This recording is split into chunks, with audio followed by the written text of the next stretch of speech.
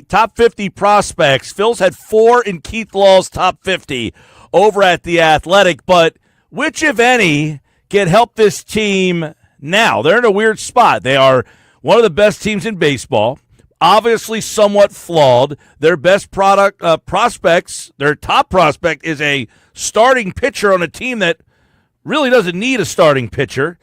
One of their other prospects that didn't crack the top 50 but has probably opened some eyes, Mick Abel, there's no room for him either. So can any of these guys help out? Keith Law from The Athletic has done a fine job covering the minor league prospects. Top 50 is out right now over at The Athletic. Check it out as he joins me now on a Sports Bash Friday. Keith, welcome back to the show, buddy. How are you?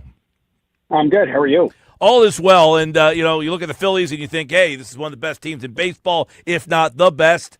They have a very good pitching rotation. You look at Andrew Painter, who pitched last Thursday night, very well on his way to being a productive pitcher in the major leagues. But can he help this team now? How do the Phillies handle a situation where 2 of their best prospects really don't have a spot to help this team out right now? So, let's talk Painter first. And if you want to talk Abel, we can get into that too. But just with Painter specifically, there's 2 things going on. He is still building back up from Tommy John surgery. He missed 2 years, basically. And so I would not want him to come up and take a regular turn in a contending rotation because he's not built up for that. Mm-hmm. Right? He is going to be maybe a 5-inning starter at this point. Also, they've got him, I wrote a piece a week ago, they've got him working on his slider, which is fine, but it's like his 3rd or 4th best pitch right now. And that is not going to be a huge weapon for him coming up. So if the idea is we want this guy to help the club this year, it's probably in some kind of managed relief role. He's not going to step in and replace, Jose Alvarado in short relief, pitching multiple times a week, but maybe he's, you need 2-3 quality innings, a guy who can go through a whole lineup, fastball, curveball, changeup, still throw a couple of sliders, because his curveball, it is a nightmare of a pitch. It's incredible. And he's up to 98, 99, and the fastball misses bats. Like, that will work in the majors right now. It's just, if they had an injury to the rotation or a spot start, you got to go, you have to go with Abel rather than going with Painter because of the workload concerns. All right, yeah, so as you have him, Andrew, right now, Andrew Painter, the number 5 prospect by Keith Law. So you're basically suggesting not a trustworthy enough pitcher right now to bump any of the 5 guys that you have currently ahead of him in your big league rotation. Right. Yeah, I think that's exactly right. And it's not a slight on Painter, but this is a guy who's missed 2 years and he's still working on, for whatever reason they think he needs a slider. Fine, I'm not going to argue with that. But at the same time, you're working on a pitch. That means you're not ready to come up and use that pitch, right? If they were developing him to come make a start in 2 weeks in the majors, then when I went up there and saw him in Lehigh Valley, it would have been fastball, curveball, changeup. Use your 3 existing pitches, work with all of those the same way you're going to attack major league hitters. The fact that they've got him working on another pitch like that, it's a long-term view. Maybe they're thinking he's in the rotation next year. That's great. Mm-hmm. It's just 2 different things, right? It's very hard to develop a guy 2 different ways at the same time. They're making a choice to say, with your arm speed, the slide. I saw the slider. It was 90 to 92. Not many guys can throw a slider at that velocity, period. So they obviously see something there, but that is very much something that's going to take, the rest of the summer to work on, rather than something that's going to help them right now. Well, they said July-ish, and it sounded like Dave Dombrowski kind of walked that back the other day when he says, well, we don't necessarily have to call him up, so maybe we won't see. No, they don't. Yeah. It's exactly right. There's no reason they have to. I think they've hyped him so much because obviously when he's healthy, he's really, really good. But there's absolutely no reason he has to pitch in the majors this year. He should come up if they think he can help. And that's it. There's no other reason. Right. Keith Law's with us from The Athletic. If you were to compare Painter or put him he's not quite Paul Skeens on that level. Is he like a notch? Right. Where would you kind of say, in these young pitchers that are coming up, where do you kind of put Painter in this group of young pitchers who are now making their way to the majors? Yeah, Skeens is such an outlier because also he came up with that splinker pitch. He didn't have that in the draft. And 9 months later, he's in spring training, and he's throwing this pitch no one's ever seen before. So take him out of it, though. Painter, I would say, is comparable to, think of who are the best highly touted pitching prospects to come along, right? Now, a lot of them don't pan out. A lot of them have gotten hurt along the way. But, your Kershaws and your Verlanders, the big size, huge velocity, at least one elite secondary pitch. Now, the difference is Painter blew out as a kid, and Kershaw never did. Verlander didn't blow out till he was like 38. So there are some pretty big differences, and I think that really changes the arc of Painter's development, even as we're speaking right now. But in terms of what he could do kind of right out of the chute, it's big, big stuff. He's going to walk a few too many guys. He'll probably make some mistakes, but he's just going to miss a lot of bats because the quality of his pitches is just so good. Okay, you mentioned Abel, or I mentioned it to you, and you said, obviously he's a guy who was a first-round pick. He was highly talented, then kind of fell off the map. He didn't crack your top 50, but he made a start that caught eyes. What is Abel to you now? Is he more of a trade chip, or is he someone you got to hold on to? Can he pitch in the help of bullpen that is lacking? How do you kind of see where Abel fits in this organization currently? And I think, look, Abel's got good stuff, like pure quality of pitches. His issue forever has been that he doesn't throw enough strikes. Then he comes up and makes one big league start, and it's like he was possessed by an incubus, and all he does is throw strikes. I mean, yes, I know it was the Pirates. They're not very good. But he was in the zone all day with every one of his pitches. It was phenomenal. I mean, it's one of the best, most exciting debuts I can imagine. I thought Thompson was great, too. Took him out at exactly the right spot. You've had a great day. That's it. We're going to stop right there, so you sort of leave on a successful note. Then he went back to the minors and he walked 4 and 6 innings his next time out because that's kind of who he is fundamentally. And to me, he is, for this club, he's your sixth starter. He's the guy you call up when you need somebody, but he's not going to beat out any of the 5 existing guys.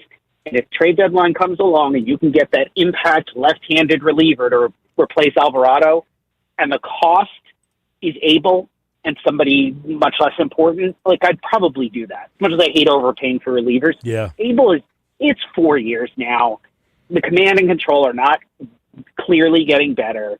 And I'm a little skeptical. Like, this first start was super exciting. I don't think that's who he really is. I don't think you can rely on him to be that guy repeatedly this year, and that's what they need. Yeah. You wonder if it rose his value up for other teams to call Philadelphia, so we can get into that one in just a minute. I want to talk a little bit about number 9 on Keith Law's top 50 list over at The Athletic. These are top 50 prospects right now. Aiden Miller, interesting guy because he plays shortstop. The Phillies have a shortstop who is not the best defensive shortstop. So, Miller, what does he kind of profile as, and where is he at in your mind at Double-A Reading? Yeah, I just saw him on Tuesday, actually. They had an 11 a.m. game. I love those games because it's just me and like 1,000 screaming school kids, and they don't bother me at all. They don't care. They're only interested in the mascot and a free T-shirt. So, and Miller is super talented. He hits it hard. He's got a good approach. He runs better than you expect. He fields better than you expect. I think he's a really smart player, too. So everything he does is just a little bit better than you think it's going to be if you're just grading him out on the tools or on the athleticism. I think he's a real shortstop. He's got plenty of arm. He's got good hands. His range is good. His first step is consistently good. And as you said, Scott should probably be the shortstop at this point. They're not going to do that. But maybe Miller is the guy who comes along and allows them to slide Turner to another position where I think Miller's going to be a better defender. And I think he's really going to hit, and he's probably going to surprise people with, he's not all that big or all that physical. There's more power than you think. There's more speed than you think. I think he's going to be an all-star for a long time. And his rise through their system has been really impressive and really fun to watch because I never saw him in high school. He had a broken hammy and he missed basically his whole senior year. Right. And the Phillies did a hell of a job. They got him at, I think it was like the 25th pick or something. That's looking like a steal. So is he a guy that's far off in your mind, or would you imagine him being pushing the button next year? I think at some point next year. Okay. Let's not say opening day. That's just aggressive. And he's in Double-A. And what we've seen from him, too, is he struggled a little bit at Double-A to start the year. He was making contact, but it wasn't a lot of good contact. As the season's going along, he's making adjustments. He's that kind of, the most talented players do that, right? Give him some time. They figure it out. A month, 2 months. He's going to go up to AAA at some point, probably later this year. Won't be surprised if he has a rough month. It sets him up to maybe start there next year. And by the time June of 26 rolls around, he's ready for a call-up. Wherever they need, I think optimally, he's their shortstop for the next 6 years. Okay, well, that's something certainly we'll keep an eye on. Aaron Escobar is number 40 on your top 50 list. He is 20 years old. He seems like he would be a couple of years away. And at 42 is Justin Crawford, who is seemingly ready to knock on the door. He's at AAA. He is having a very productive year. You probably just got a chance to see him. He's hitting lefties. Yep. And the Phillies have a problem in center field. Is this their 2025 answer? Maybe. And let me give you the reason why I think he is. Right? He can defend in the majors right now. He can put the ball in play. He can do it against righties and lefties. He's got great bat speed. And he's an elite runner, like his dad. His father, folks who don't know, that's Carl Crawford's kid, in case you wanted to feel old today. But he can fly. He's going to make a difference. And he could come up right now and be better than Johan Rojas, for example. Because Justin hits the ball hard. Johan never has, and that's the thing that continues to hold him back as a player. The issue with Justin is, I won't go into all the details, but mechanically, his swing puts the ball on the ground. So while he has power, like I think this guy could hit 20 homers in a season, his swing is not set up to do that. Occasionally you'll see him get into one. He's not doing it consistently. Do you want to call him up now and have him help the big league club? Because he will. But you're not going to make a big swing change with him in the middle of the season. That's at least who he's going to be the rest of the year, and it's not till the off season, if ever, that you address the shape of the swing to let him put the ball in the air. That's a big decision. That's the kind of thing the GM and the team presidents, what they get paid to do. But it's very much choosing short-term over choosing long-term. And they may just say, we got a chance to go to the World Series. Let's get the best player we possibly can out in center field. That would be Crawford, even with the swing the way it is. Good stuff. Keith Law over at The Athletic now. If teams call for Crawford, are you hanging up or are you listening for any? Painter's probably off the list. But are they listening to any of these guys? Are they listening or should they listen on any of these guys, or would you say not a chance? I can't imagine the deal where I would trade Painter or Miller. I would listen on Crawford. I'd want to get a really good return. I'm not trading Crawford or Escobar for a rental. I might trade Abel for a rental. I know it probably sounds like a lot after what you just saw, but look at the whole body of work. I would probably entertain that, especially because what they really need, they're going to need another big piece in the bullpen. And to me, that is, if you can't build that from within, you go out on the market and you trade for it. And that's where I would consider trading someone like an Abel. Do any of these guys bring back a Mason Miller? Would whatever the heck they're calling them, would the Athletics be interested in that type of deal? Yes, because I think that the Athletics, I still want to I'm going to call them Oakland until I die. They're, what they've typically looked for in these trades is those guys who are a little out of favor, but they get there and they get an opportunity. Mick Abel's perfect for that, right? He's a former first rounder. He still throws really hard. He does still miss some bats. He could probably step right into their rotation. A guy like Crawford, I wouldn't do both of them. That's too much. But Crawford, same thing. He probably steps right into the outfield for them. They've given up more and gotten worse center fielders in trades than Justin Crawford. So I absolutely think that could do it. But if that's it, I'm like 1 for 1. I am not giving you another player. He is a difference maker reliever. When he's healthy, he's as good as anybody. So I would consider it. I hate trading prospects. At least it's what I do for a living. But I also recognize the reality of the situation. The goal is not to have the best farm system. It's to win the World Series. Keith Law, The Athletic. Check out his top 50 prospects. Those 4 Phillies are in there. Is Taillon close, or is he too young to crowd? I mean, I know you got some other younger guys. Is he getting close, Taillon? There's just a lot of question over whether he can catch. If you told me your crystal ball says he will catch in the big leagues, then he would be on the top 50.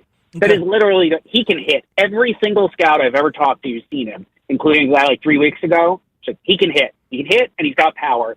I don't know if he's going to catch. I mean, I'm quoting the scout, but when that's what they all tell me, then I feel the same way. And just catching's hard, man. Yeah, your body isn't up to it. And the Phillies are in a tough spot because Real Muto's a free agent, and he's way off, so they got to kind of manage what they're going to do there. Keith, always appreciate the conversation, man.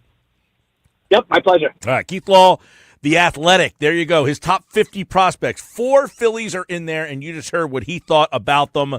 We can react to that. You can react to that on the text board, 609 403-0973 here on this Sports Bash Happy Hour Friday. Now, I got some good Happy Hour Friday picks for you. Bob Wenkel threw one in there, Other Half. I've been to Other Half a couple times. I'll give you my favorite picks from there. What is yours? What are you having on a Happy Hour Friday? It's supposed to be okay weather, a little back porch weather, right? A little back porch weather. What are you having? A 4 o'clock Phillies game on a